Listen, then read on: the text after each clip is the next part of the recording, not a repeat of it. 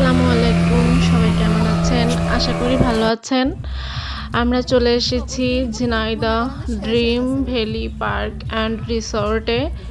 এখানে সারাদিনটি কাটিয়েছি।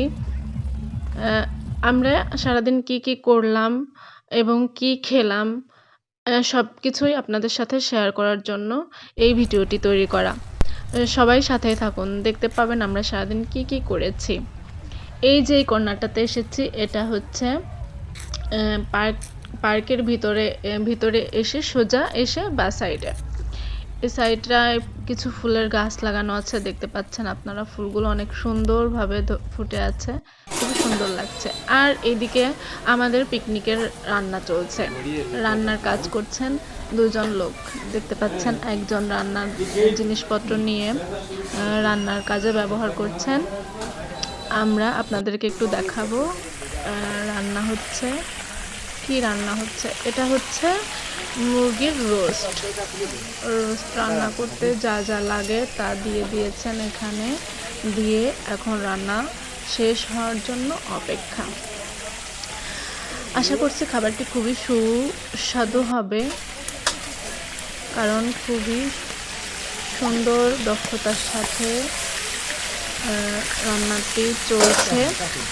দেওয়া হলো টমেটো সস এবং দেওয়া হচ্ছে টক দই। এছাড়াও এর মধ্যে আগে অনেক মশলা দেওয়া হয়ে গিয়েছে। এবার এ পর্যায়ে হচ্ছে নাড়ানাড়ির কাজ। সুন্দরভাবে নাড়ছেন যাতে নিচে লেগে না যায়, পুড়ে না যায়, এই জন্য সুন্দরভাবে করে নেড়ে দিচ্ছে। খুব দ্রুত শেষ হয়ে যাবে বলে মনে হচ্ছে, আপনারা সাথে থাকুন। এরপর কি হয়? এরপর পানি দিয়ে দেওয়া হচ্ছে যাতে সুন্দরভাবে মাংসটা কষানো হয়। ওই পাশে যে পাতিল, ওটাতে ভাত হয়তোবা শেষ হয়ে আছে, সেটাই দেখা যাচ্ছে মনে হচ্ছে। এবার এ পর্যায়ে পানি দেওয়ার পরে কিছুক্ষণ নেড়ে লবণ দেওয়া হচ্ছে পরিমাণ মতো এবং স্বাদ মতো। এদিকে আর একজন দেখা যাচ্ছে সালাদের জন্য শসা কেটে পানির মধ্যে ধোয়ার জন্য রেখে দিচ্ছে। সুন্দরভাবে এগুলো কাজ চলছে। এখানে খাসির মাংস রান্না করা হচ্ছে। একটা মাংস ছেড়ে দেখানো হলো মাংসটা সিদ্ধ হয়েছে কিনা। আশা করি কালারটা অনেক সুন্দর হয়েছে, আশা করি খাবারটা অনেক সুস্বাদু হবে। খাসির মাংসটা প্রায় হয়ে এসেছে, আর কিছুক্ষণ হলেই হয়ে যাবে। এদিকে আমাদের সহপাঠী বন্ধুরা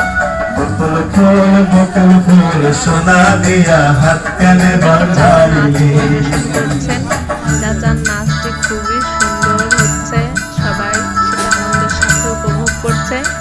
চাচা নাচতেছে এবং সবাই সেটি দেখছে এবং হাসাহাসি করছে, মজা করে। চাচা খুব সুন্দরভাবে নাচ পরিবেশন করে সবাইকে আনন্দ দেওয়ার চেষ্টা করছে। চাচার নাচের দক্ষতা আছে বলে মনে হচ্ছে, ভালোই নাচ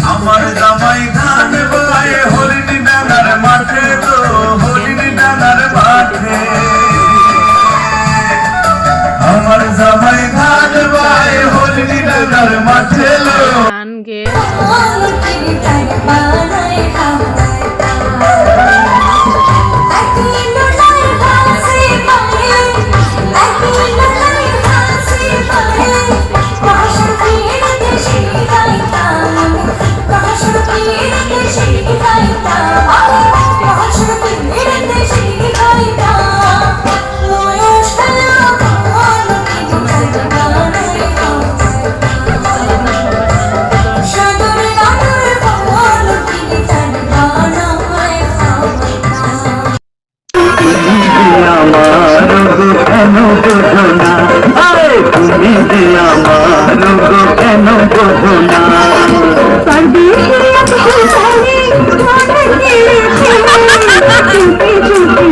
দিল।